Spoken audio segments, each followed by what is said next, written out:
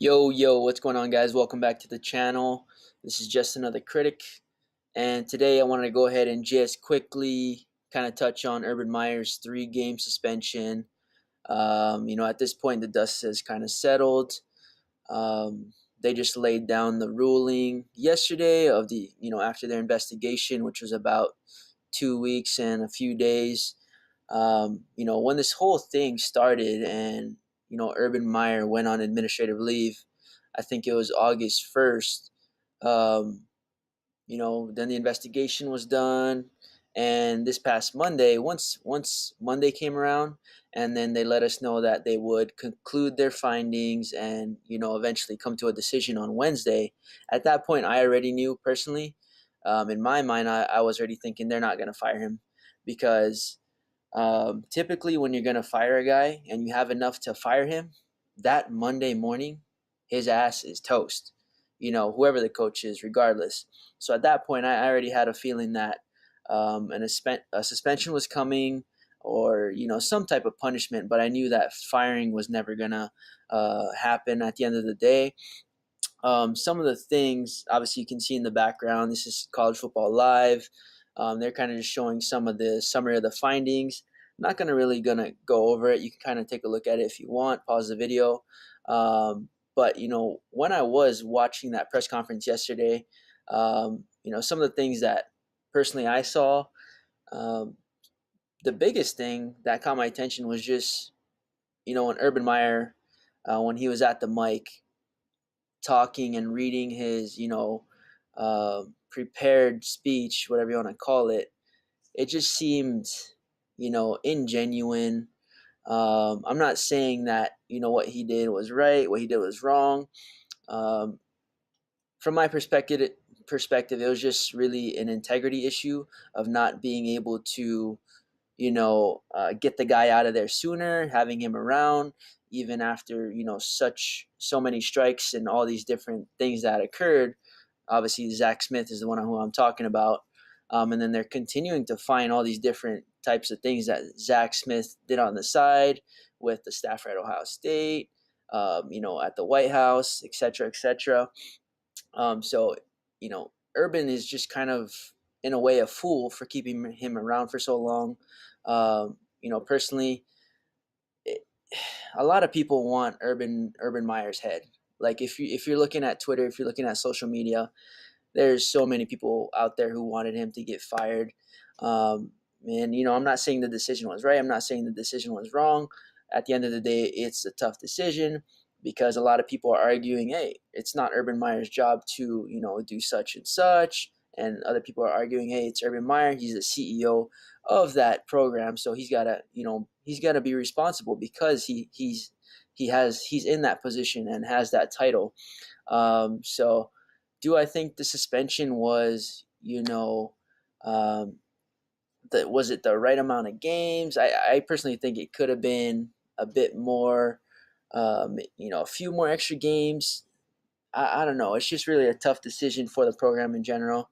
I don't think he should have been fired, just because there's just not enough information. Of course, he lied. Of course, Zach Smith should have been gone, years ago. But it's a tough decision. A lot of people are saying it's not a tough decision. You got this information, this information. Fire his ass. Um, but it's not easy. I was just watching this episode of College Football Live. Jonathan Vilma, personally, he believes that this investigation was rushed so they could basically get it over with and get into the season, get his suspension started so that he wouldn't have to miss really any conference games. um, you know I'm not really on here to say what I think is right or what's wrong. I'm kind of just sharing what I saw. When I did hear him speak, it was just kind of ingenuine. And then they asked him about Courtney Smith. He's just kind of like, I'm just sorry that this situation has happened at all. I'm sorry that we have to be here today and that we're actually having to be put in this situation. Um, and then another big thing that um, they kind of talked about, I think it was in the page findings, and they talked about, I guess Urban Meyer was saying that some of the medication that he was taking had affected his memory, which is why he couldn't recall this, this, and that. So I think that was kind of weird, and I don't know if it's true or not. I mean, if, that's just stuff that they're gonna have to continue to look into. But at this point, it seems like they're kind of done and over with it. Um, what do you guys think? Is the suspension enough? Do you guys think he should have got fired? I mean, what's the right punishment? Because really, players and coaches elsewhere, um, players usually take a much heavier punishment when it comes to anything. Really, you've got a few years ago with Terrell Pryor. They had that little scandal in selling some things or something like that. And then I think it was Todd Gurley who sold some memorabilia or something. And I believe Terrell Pryor had like 5-game suspension. Todd Gurley had like 4-game suspension. So it's kind of just really interesting how the punishments come down and for what reasons. That a player is punished and a coach is punished. But yeah, I'm just curious. What do you guys think? What should the right punishment be? Do you think he should be fired? Do you think it should have been more games suspended? Should he have been suspended indefinitely? I'm just curious to hear what you guys are thinking, and how you guys saw this whole investigation go down, and at the end of the day, what's your opinions?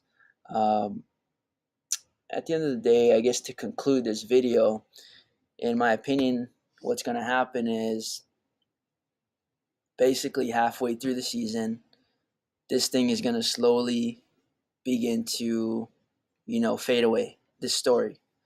Because at this point, this is the only thing that they have to talk about. The media, College Football Live, college football analysts in general.